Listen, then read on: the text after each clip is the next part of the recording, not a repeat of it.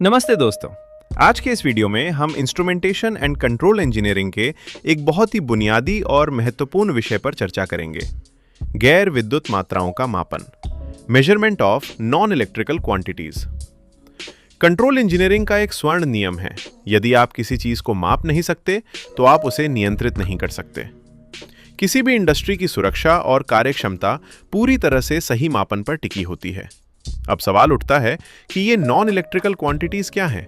ये वे भौतिक मात्राएं हैं जो स्वभाव से विद्युत नहीं होती, जैसे कि टेम्परेचर, प्रेशर, फ्लो और लेवल। उद्योगों में ऑटोमेशन के लिए इन सभी को विद्युत संकेतों में बदलना अनिवार्य है। हमें इस अनुवाद की जरूरत क्यों है? क्योंकि हमारे इंडस्ट्रियल कंट्रोलर्स केवल वोल्टेज और करंट की भाषा समझते हैं।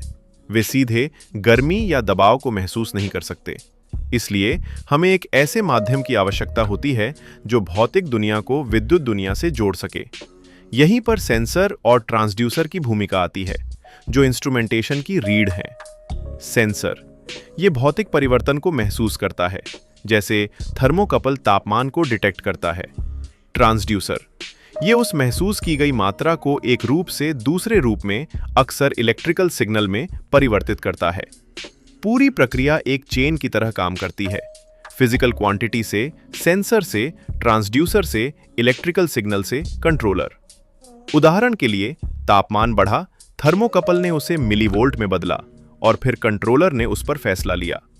इंडस्ट्री में मापन के 4 प्रमुख क्षेत्र हैं। 1. टेम्परेचर, इसके लिए थर्मोकपल, आरटीडी, थर्मिस्टर और पायरोमीटर जैसे उपकरणों का उपयोग किया जाता है।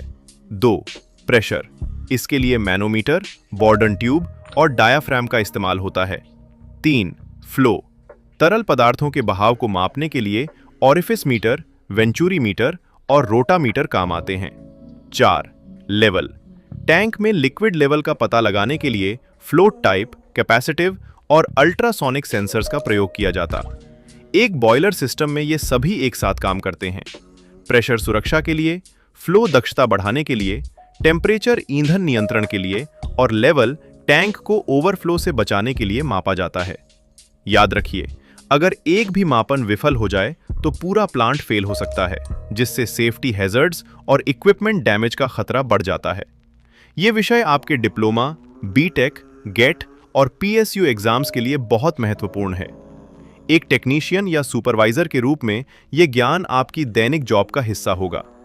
अगले भाग में हम इन मापन विधियों को विस्तार से पढ़ेंगे। इंस्ट्रूमेंटेशन की दुनिया में आपका स्वागत है।